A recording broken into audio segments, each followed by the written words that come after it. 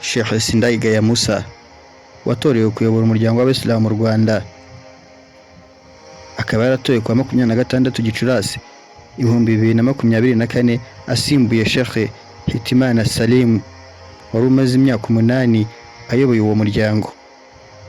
Yatorewe uwo mwanya ndetse ashyirwaho n'umuryango w'Abayisilamu mu Rwanda RMC nyuma y'uko uwo bahatanye cyangwa se bahatanaga Hitimana Salim akuyemo akekarenge ku munota wa nyuma.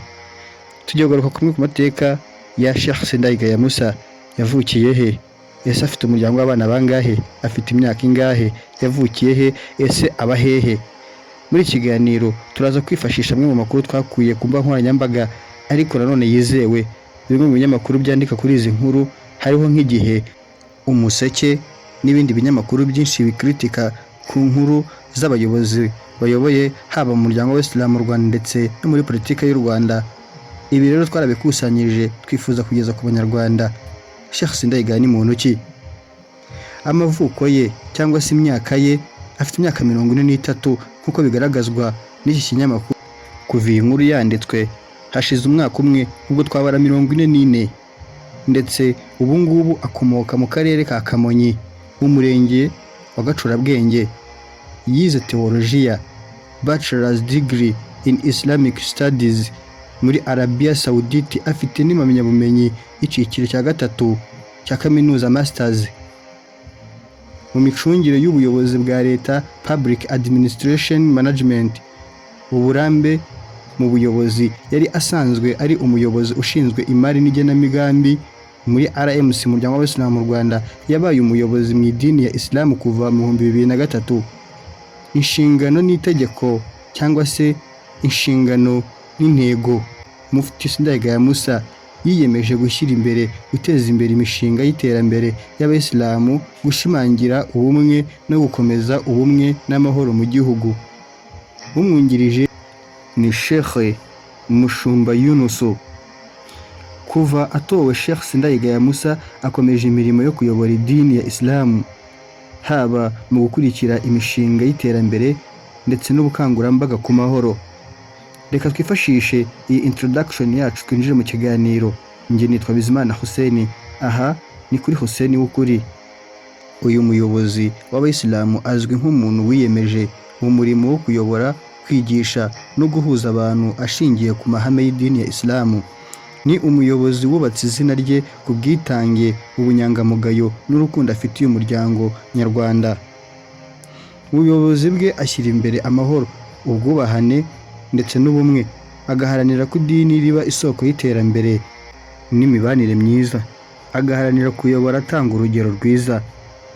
Yagize uruhare rukomeye mu kubaka icyizere hagati y'amadini no guteza imbere ibiganiro byubaka amahoro. Ibikorwa bye byarenze imipaka y'idini. Uyu muyobozi avuga ko imbaraga iyo zihurijwe hamwe aribwo zirushaho kubyazwa umusaruro.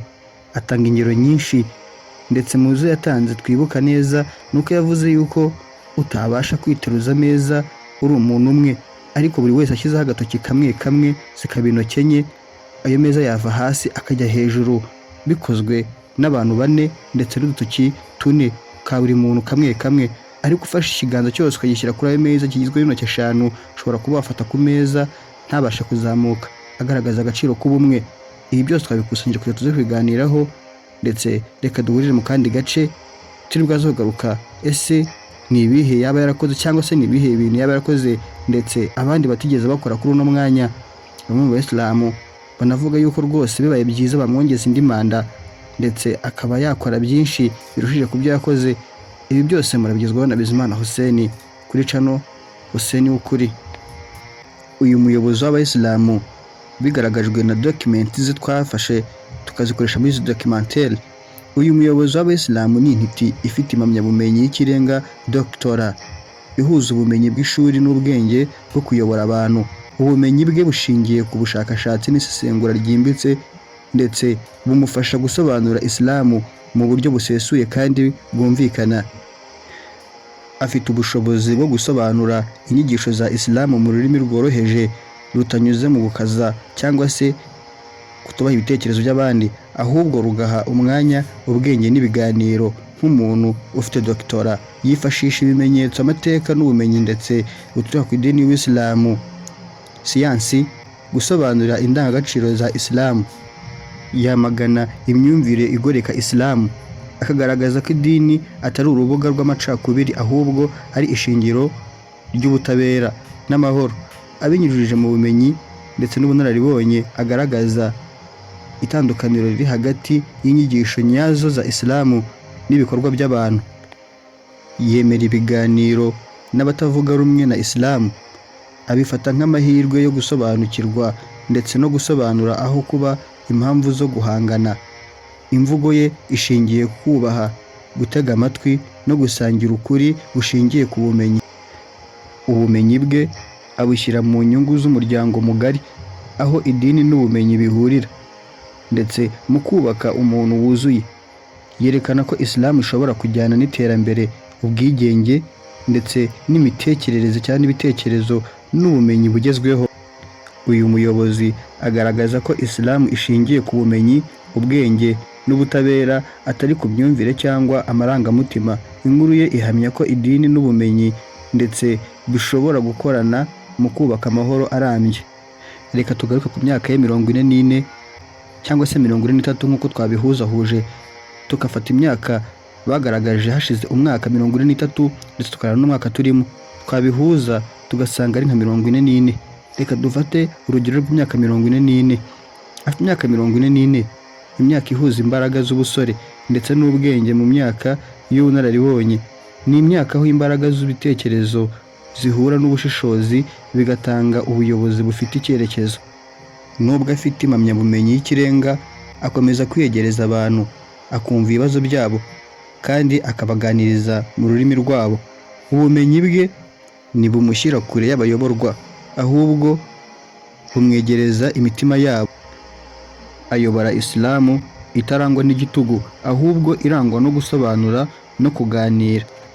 Nk'umuyobozi ukiri muto, mu bitekerezo yibanda ku rubyiruko, arurerera mu ndangagaciro zihuza idini ndetse n'isi ya none. Abona ejo hazaza ha Isilamu hashingiye ku rubyiruko rufite ubumenyi, ukwemera n'ubushishozi. Iyo ahuye n'abanenga ubuyobozi bw'idini ya Isilamu, abasubiza bidaciye mu mpaka, ndetse abasubiza nk'ituze, kuko yemera ko cyangwa yerekana ko imbaraga z'ukuri zitari mu gutongana, ahubwo ziri mu gusobanura. Ku myaka 44 asanzwe yubaka umurage uhamye, udashingiye ku izina ryo gusa, ahubwo ibitekerezo asiga ndetse no mu bantu n'ishusho y'ubuyobozi ndetse buhamye. Ahuza idini n'ubumenyi n'igihe kizaza. Byinshi mutumvishije muri no documentary mu rugendo rwe, tuzabigarukaho muri documentary y'ubutaha. Ushobora kugira uruhare muri ibi biganiro dukora, ukajya muri commentaire ukandikamo uko ubyumva, uko ubibona n'uko ubitekereza. Nyuma yaho tukazubaka ikiganiro duhereye ku bitekerezo byawe. Tera inkunga channel yacu, ukanda subscribe, ukanda share, hanyuma buri wese yumva inyunganizi yashyira ku biganiro dukora. Nje mwari kumwe, nitwa Bizimana Hussein. Aha ni kuri channel yacu, channel yanyu, channel agiraho ijambo nawe. Iminsi mike turi kubategurira documentary zijyanye n'uko umuryango w'Isilamu mu Rwanda washinzwe. Ese byagenze gute? Ese ninde wayoboye bwa mbere? Ese ni bande bawuyoboye ubu ngubu? Bose tubagarukeho. Ibi ngibi tuzabikora twifashishije nanone bamwe mu bayobozi bafite ubunararibonye mu miryango y'Abayisilamu hano mu Rwanda ndetse n'ama-ONG. Ibi ngibi byose twabikusanyije twifashishije itumanaho internet, aho buri munyarwanda wese ashobora kubona amakuru aho yibereye ndetse n'igihe cyose yaba akeneye. Wassalamu alaikum wa rahmatullahi wa barakatuh.